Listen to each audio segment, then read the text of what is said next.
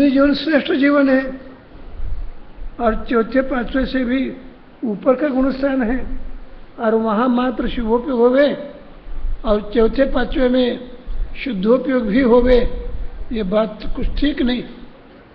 तो मैंने विद्यार्थियों को सुनाया था, समझाया था, देखो भाई छठवें गुणस्थान का स्वरूप ही शुभोपयोग रूप है।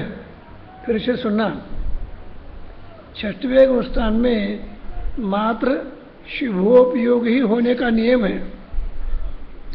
छठवां गुणस्थान मात्र शुभोपयोग के लिए ही रिजर्व है और चौथे पांचवें गुणस्थान में शुभोपयोग भी, अशुभोपयोग भी और शुद्धोपयोग भी होता है।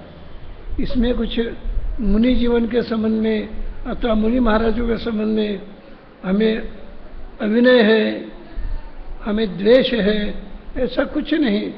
स्वरूप है ना भाई, छठवें गुणस्थान में नियम से शुभोपयोग होता है और फिर वे यदि शुद्धोपयोग करेंगे तो बहुत बढ़िया, करते ही हैं। इस शुद्धोपयोग करते ही उनका गुणस्थान छठवां नहीं रहता, वे सातवें में जाते हैं। इसलिए छठवें गुणस्थान में मात्र शुभोपयोग होता है। यह वास्तविक कथन है, तत्व को लेकर है, अन्यथा कथन नहीं है। अच्छा, कल के विषय को मैं और सुनना चाहूँगा, बोलो।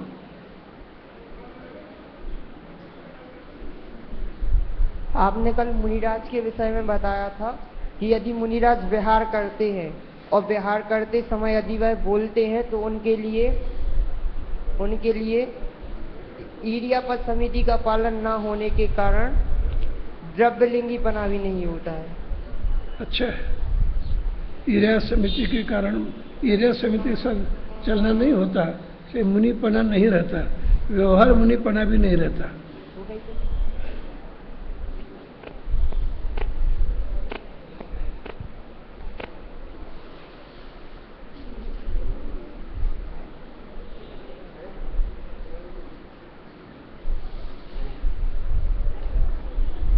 ये प्रश्न क्या है? आपने बताया कि सम्यक दर्शन होने में निम्न कंडीशन है, मंद कषय होना चाहिए, अन्याय अनित्य अभुज का त्याग होना चाहिए। मगर शेर के पास ये उपरोक्त कंडीशन लागू नहीं थी। न वो मंद कषय था, न अन्याय अनित्य अभुज का त्यागी था, फिर भी उसे संरक्षण हुआ। कृपया इसे समझा देवी। देखो, यहाँ जो बैठे हैं ना, उसमें न कोई शेर है, न कोई हिंसक प्राणी है। हम तो सभी मनुष्य हैं। मनुष्य की अपेक्षा से हमें सोचना है एक बात। और वहाँ भी मंद कषय हुए बिना, शुभोपयोग हुए बिना उनको शुद्धोपयोग रूप सम्यक दर्शन हुआ ही नहीं। और मैं ये कहना चाहता हूँ, हमें तो अपनी भूमिका के अनुसार सोचना चाहिए। दूसरों को लेकर हम प्रश्न क्यों करें? हाँ, हम यदि शेर जैसे होते तो ऐसा प्रश्न करें। हम तो मनुष्य हैं, मनुष्य में भी जैनी है, जैनियों में दिगंबर जैनी है, दिगंबर जैनियों में भी मुमुक्षु है। सम्यक दर्शन की हमें बहुत लालसा है, इसलिए हम तो नियम से मंद कषय है ही। विद्यार्थियों को छोड़कर यहाँ बाहर से जो लोग आए हैं वे तो नियम से मंद कषय के कारण ही यहाँ आए हैं। घर में जैसी व्यवस्था हमें आपको मिलती है, ऐसी व्यवस्था तो यहाँ संस्था दे नहीं सकती। ऐसी अवस्था में यहाँ रहना ये मंद कषय के बिना नहीं होता। और शेर को सुनने का भाव हुआ, ये मंद कषय के बिना कैसे होता है? आदमी को देखते ही फाड़ कर खाने का भाव होता है, लेकिन आदमी को देखकर वे तो दत्त चित्त हो गए। और मेरे जैसे प्राणी के सामने ये नग्न दिगंबर अवस्था में आने वाले कौन है? इस जिज्ञासा के कारण से सुनने की भावना हो गई, महामंद कषय का परिणाम है। और मैं ये बोल रहा हूँ, देखो किसी का भी प्रश्न हो, मुझे किसका प्रश्न है पूछना नहीं, लेकिन ये बात समझना, धर्म क्षेत्र में आने के बाद स्वयं को लेकर ही सोचना। अन्य को लेकर सोचना ही नहीं। फिर से मैं बोलता हूँ, धर्म क्षेत्र ऐसा क्षेत्र है कि वहाँ अपने जीवन को लेकर ही सोचना चाहिए, अन्य लोगों के जीवन को लेकर सोचना उचित नहीं है। हाँ भाई, अब कल के विषय की बात और भी कुछ विद्यार्थी सुनाना चाहते हैं। हाँ भाई, वर्धमान सुनाओ।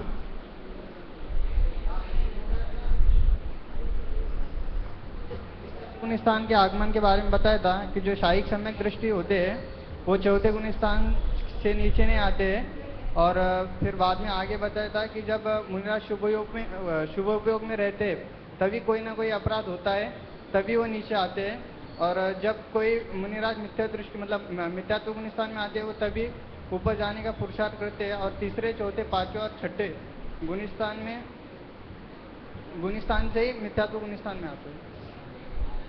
चौथे से आते हैं, पांचवें से आते हैं, छठे से आते हैं, और तीसरे से भी आपने एक अपेक्षा से बताया था। हाँ, तीसरे गुण स्थान में भी बताया था कि तीसरे गुण स्थान तीसरे गुण स्थान से भी पहले में आते हैं। आते हैं। आप प्रश्न के आपने कल का विषय बताया, ठीक है, अच्छा है। हाँ, अब कल का विषय छोड़ करके हम आगे चलेंगे। आज मुझे कल जो गाथा बताई थी, गाथा के माध्यम से मिथ्यात्व गुणस्थान का थोड़ा वर्णन करके मुझे आज दूसरे गुणस्थान का प्रारंभ करना है। चतुगति भवो सन्नी सुविशुद्धो जग्गमान पज्जतो संसार तड़े नीड़ो नाणी पावे सम्मतम। जिनको देखने की तीव्र जिज्ञासा हो वे मिथ्यात्व गुणस्थान के प्रकरण में उपांत्य पेज में देखे, अंत्य पेज में देखे, वहाँ गाथा है। गाथा को देखने की अपेक्षा आप सुनोगे तो लाभ रहेगा। सुनो आप। चतुर्गति भवो, चतुर्गति का जो भव्य जीव है वही सम्यक्त प्राप्त करता है, अभव्य जीव प्राप्त नहीं करता। पहली कंडीशन। सन्नी, संगी जीव ही सम्यक्त प्राप्त करता है, असंगी जीव कभी सम्यक्त प्राप्त नहीं करता। चतुर्गति भवो सन्नी सुविशुद्धो, यानी शुभ परिणाम वाला, पुण्य परिणाम वाला ही जीव सम्यक्त प्राप्त करता है, पाप परिणाम वाला जीव सम्यक्त प्राप्त नहीं करता। सुविशुद्धो जग्गमान, जागृत अवस्था में यानी नींद में सम्यक दर्शन किसी को भी नहीं होता। आप पूछो क्यों नहीं होता? इसलिए नहीं होता, नींद में होने वाला जीव, नींद में रहने वाला मनुष्य मृतवत होता है।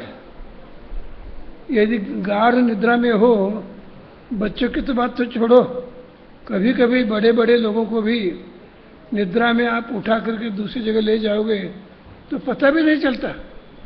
इस तरह असावधानता नींद में रहती है। ऐसी असावधान अवस्था में कभी भी सम्यक दर्शन का कार्य नहीं होता। जग्गमान पज्जतो, पर्याप्तक जीव, पर्याप्ति यानी विशिष्ट शक्ति, जैसे इंद्रिय पर्याप्ति, स्वाच्छोश्वास पर्याप्ति, मन पर्याप्ति, विशिष्ट शक्ति 6 जाति की शक्ति है। उन 6 जाति की शक्ति से युक्त जो होता है उसे ही सम्यक्त होता है। और जगमान पर संसार तड़े नीड़ो, बहुत महत्वपूर्ण कंडीशन, जिनका संसार किनारा नजदीक आया है, अर्थात मोक्ष जिनको नजदीक है उनको ही सम्यक दर्शन होता है, अन्य किसी भी जीव को सम्यक दर्शन होता ही नहीं। नजदीक यानी कितने नजदीक? किंचित न्यून अर्धपुत्र परावर्तन काल रहे, अथवा सुनना बराबर है, मात्र 15 अंतर्मुहूर्त रहे तो भी सम्यक्त हो सकता है। 15 अंतर्मुहूर्त रहे तो कैसे होगा? यानी पहले अंतर्मुहूर्त में सम्यक्त होगा, दूसरे अंतर्मुहूर्त में मुनिराज बनेंगे, तीसरे अंतर्मुहूर्त में क्षायिक समष्टि बनेंगे, चौथे अंतर्मुहूर्त में श्रेणी चढ़ेंगे। ऐसा करके 15 अंतर्मुहूर्त में वो जीव केवल ज्ञानी हो सकता है और 16वें अंतर्मुहूर्त में मोक्ष भी प्राप्त करता सकता है। और मैंने अभी 15-16 अंतर्मुहूर्त की जो बात की है वो अनादि मिथ्या दृष्टि भी हो, अनादि मिथ्या दृष्टि हो और वो निगोद से भी आया हुआ हो, मनुष्य हो गया हो, मनुष्य होने के बाद 8 वर्ष एक अंतर्मूर्ति व्यतीत हो गया, तो वो जीव सम्यक्त प्राप्त करने के लिए और चारित्र प्राप्त करने के लिए भी समर्थ होता है। इसलिए संसार तड़े नीड़ो, आर्थिक कंडीशन ये है, नानी ज्ञानोपयोगी जीव ही सम्यक दर्शन प्राप्त कर सकता है, अन्य कोई जीव यानी दर्शनोपयोगी जीव सम्यक दर्शन प्राप्त नहीं कर सकता। अब अपना दूसरा गुणस्थान चलेगा। यहाँ जो कथन यहाँ जो दिखाया गया है, देखिए पहले गुणस्थान से 7वां, 5वां, चौथे और साधी मित्र दृष्टि हो, तीसरे गुणस्थान में भी गमन होता है ऐसा बताया। लेकिन पहले से दूसरे गुणस्थान की प्राप्ति होती है ऐसा यहाँ बताया ही नहीं। फिर से गुणस्थान की प्राप्ति के काल में दूसरा गुणस्थान दूसरे नंबर में प्राप्त होता है ऐसा है ही नहीं, तो उसको दूसरा नंबर क्यों दिया? देखिए, पहले विद्यार्थी से मैं कहूँगा किताब देखने का प्रयास नहीं करें। नोटबुक में लिखना हो तो बात अलग है, किताब में देखने का प्रयास करोगे तो समझाया गया विषय आपको समझ में नहीं आएगा। पहले हम ये विचार करें, इस गुणस्थान का नाम सासाधन सम्यक्त्व है। आसाधन एक शब्द है, आसाधन है घात। घात का अर्थ यहाँ सम्यक का घात, स प्लस आसाधन, सासाधन यानी घात के साथ, अर्थात सम्यक दर्शन के घात के साथ जो गुणस्थान होता है उसे सासाधन सम्यक कहते हैं। फिर से मैं सबको बोलने के लिए कहूँगा, सम्यक दर्शन के बोलिए, घात के साथ, नाश के साथ जो गुणस्थान होता है उसे सासाधन सम्यक्त कहते हैं। तो फिर आप कहोगे सासाधन लगा दिया, तो सम्यक्त क्यों लगाया? यदि वहाँ सम्यक्त नहीं है तो सासाधन सम्यक्त क्यों लगाया? इसलिए लगाया, वह जीव सासाधन सम्यक्त में आने वाला जीव नियम से सम्यक्त का घात करके आया है। सम्यक्त का घात करके ही दूसरे गुणस्थान की प्राप्ति होती है। ये बताने के लिए, उसका भूतकाल बताने का अभिप्राय के कारण सासाधन सम्यक्त ये नाम दिया। सासाधन सम्यक्त ये सम्यक दृष्टि जीव नहीं है, वहाँ विपरीत अभिप्राय है। अब थोड़ा हम और विचार करें, सासाधन सम्यक्त दूसरे क्रमांक में दिया है और वहाँ मिथ्यात्व भी नहीं है, सम्यक्त भी नहीं है, तो दूसरा नंबर क्यों? देखिए, थोड़ा सूक्ष्मता से विचार करना। सासाधन सम्यक्त परिणाम को हम सम्यक्त परिणाम कह सकते हैं क्या? बोलना चाहिए। सासाधन सम्यक्त परिणाम को हम सम्यक्त परिणाम कह सकते हैं क्या? नहीं। यदि सम्यक्त परिणाम नहीं कह सकते तो उनको चौथे गुणस्थान में रख नहीं सकते। वो जीव सम्यक दृष्टि नहीं है, तो सासाधन सम्यक दृष्टि जीव को चौथा गुणस्थान है ऐसा बोल नहीं सकते। हाँ भाई, सासाधन सम्यक दृष्टि को मिथ्यात्व गुणस्थान है ऐसा बोला जा सकता है क्या? नहीं, क्योंकि मिथ्यात्व का उदय नहीं है। अच्छा, सासाधन सम्यक दृष्टि को हम सम्यक मिथ्या दृष्टि कह सकते हैं क्या? कह सकते हैं? नहीं, क्योंकि सम्यक मिथ्यात्व का उदय तीसरे गुणस्थान में होता है। इसलिए सासाधन सम्यक्त परिणाम को न चौथे गुणस्थान में रख सकते हैं, न तीसरे गुणस्थान में रख सकते हैं, न पहले गुणस्थान में रख सकते हैं।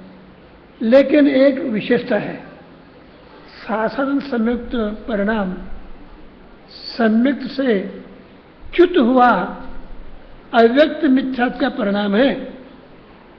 यानी साधारण सम्यक की मैत्री मिथ्यात्व के साथ थोड़े समय के बाद ही होगी, देर नहीं। इसलिए मिथ्यात्व के साथ उसकी नजदीकी है, इसलिए दूसरे अनुष्ठान को दूसरे नंबर पर लगाया।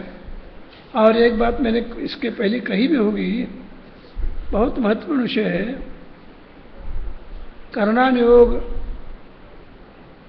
अहेतुवाद आगम है, यानी कर्णान योग में कारण बताना ही चाहिए, यह आवश्यक नहीं। यानी दूसरा अनुष्ठान पहले से दूसरा नहीं होता तो भी दूसरे नंबर पर क्यों दिया, ये तर्क के साथ मैंने आपको समझाने का प्रयास किया। तथापि आचार्यों का कहना यह है अहितवाद आगम है। ऐसा क्यों, ये पूछने का अधिकार किसी को भी नहीं।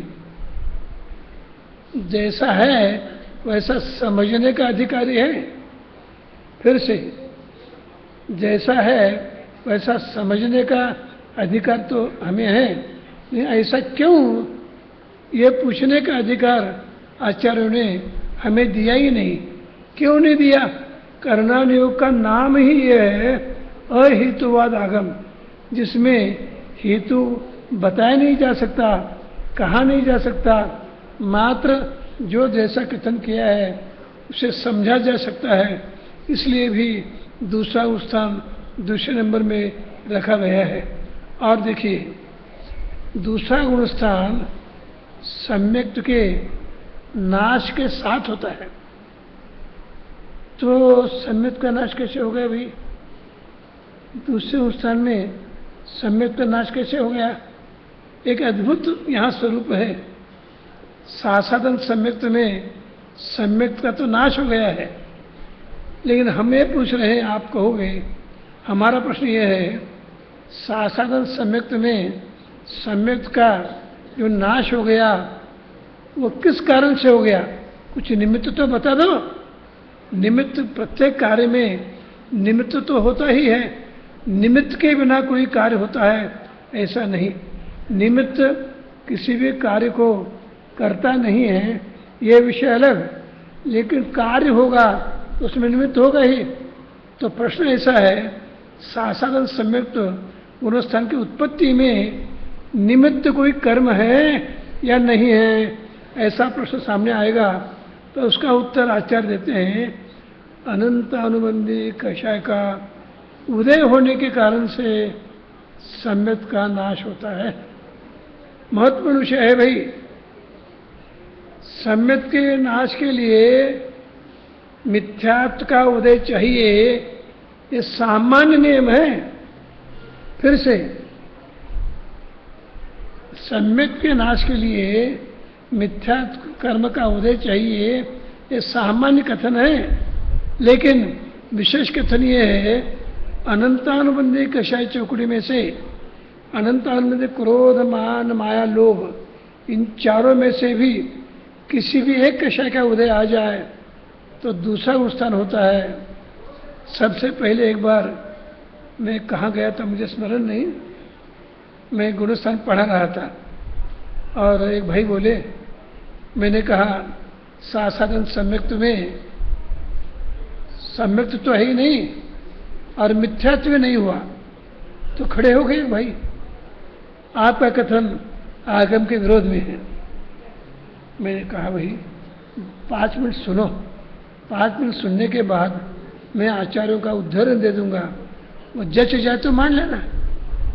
गोमठ स्थान में कहा है, अनंतानुबंधी कषाय का उदय यदि सम्यक दृष्टि को आता है तो उसे दूसरा नुकसान होता है, ऐसा निमित चंद्राचार्य ने कहा है, अन्य आचार्यों ने कहा है। और आचार्यों की बात मैं बोल रहा हूँ। देखो, किसी भी जैन वक्ता को अपने अभिप्राय से अलग कथन करने का अधिकार ही नहीं है। फिर से बोलता हूँ, जिनवाणी का वक्ता कितना भी चतुर हो, कितना भी होशियार हो,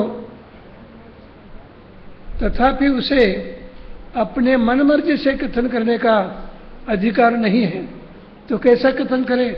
जिनवाणी में जो कथन आया है उसके अनुसार ही कथन करे, उनके लिए कंडीशन है। वक्ता इतना कर सकता है, अपनी चतुराई से कुछ दृष्टांत देकर सुलभ बनाते हुए कथन कर सकता है। इन जो शास्त्र में आया है विषय, उसका ही कथन करेगा। अपने मन मर्जी से कोई कथन कर ही नहीं सकता। ऐसा बताने के बाद सामने वालों को मान्य हो गया। मैं ये कहना चाहता हूँ, अनंतानुबंधी कषाय, क्रोध, मान, माया, लोभ, इन चारों में से किसी एक का उदय आता है तो सम्यक का नाश होता है और जीव मिथ्यात्म स्थान को प्राप्त नहीं होता। देखो गजब कैसी बात है।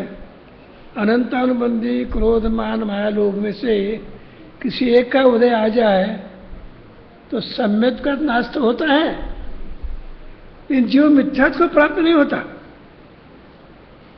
बीच में कहाँ अटकता है? अटकता नहीं, उसे दूसरा गुणस्थान प्राप्त होता है। ऐसा यह दूसरा गुणस्थान है। परिणामों की सूक्ष्मता देखना हो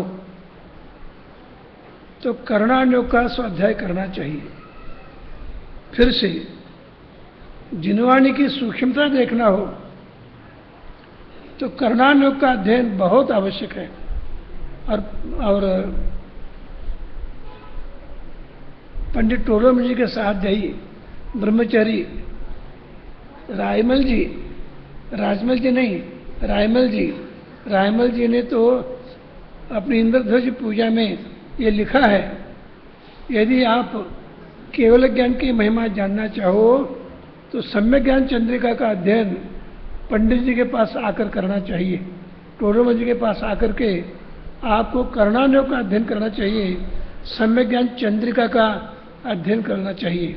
सम्यक ज्ञान चंद्रिका एक टीका का नाम है और सम्यक ज्ञान चंद्रिका टीका में गोमटसार जीव कांड, गोमटसार कर्म कांड, लब्धिसार, क्षपणासार, चारों ग्रंथों की टीका, चारों ग्रंथों की टीका का नाम है सम्यक ज्ञान चंद्रिका। और मैं आपसे बहुत तहे दिल से कहना चाहता हूँ, द्रव्यानुयोग के माध्यम से थोड़ा बोलने में संकोच होता है लेकिन बोलता हूँ। द्रव्यानुयोग के माध्यम से जीव को वैराग्य होगा इसकी गारंटी नहीं। ये प्रथमानुयोग पढ़ोगे, हम पढ़ेंगे प्रथमानुयोग, कर्णानुयोग पढ़ेंगे तो वैराग्य परिणाम हुए बिना नहीं रहेंगे। ऐसा क्यों है? द्रव्यानुयोग में कथन आता है ना भाई, कितना भी दोष हो जाए, गलती हो जाए तो आत्मा तो शुद्ध है ना भाई, आत्मा कभी अशुद्ध होता ही नहीं। गलती हो जाए तो गलती के लिए द्रव्यानुयोग में एक ही दवाई, आत्मा तो अनादिकाल से शुद्ध ही है, अशुद्धता का प्रवेश आत्मा में होता ही नहीं। ये बात सत्य होने पर भी अपात्र जीवों को इस कथन का उपयोग वैराग्य न होने में निमित्त होता है। और प्रथमानुयोग में राजा रंक होता है, रंक राजा होता है, अत्यंत सुंदर चक्रवर्ती जैसा आदमी भी कोढ़ी होता है। ऐसा जानने के बाद वैराग्य होता है कि वैराग्य उत्पन्न करने के लिए कर्णानुयोग और प्रथमानुयोग बहुत समर्थ अनुयोग है। इसलिए मैं यहाँ विद्यार्थियों से कहानी पढ़वाता हूँ और कहानी जो पढ़ेंगे ना उनको भी इनाम देने की व्यवस्था है। अनेक कहानियाँ विद्यार्थी पढ़ाते सुनाते हैं और कहानी के माध्यम से जीव अनादि अनंत है, पुनर्जन्म होता है, पापी से पुण्यात्मा बनता है,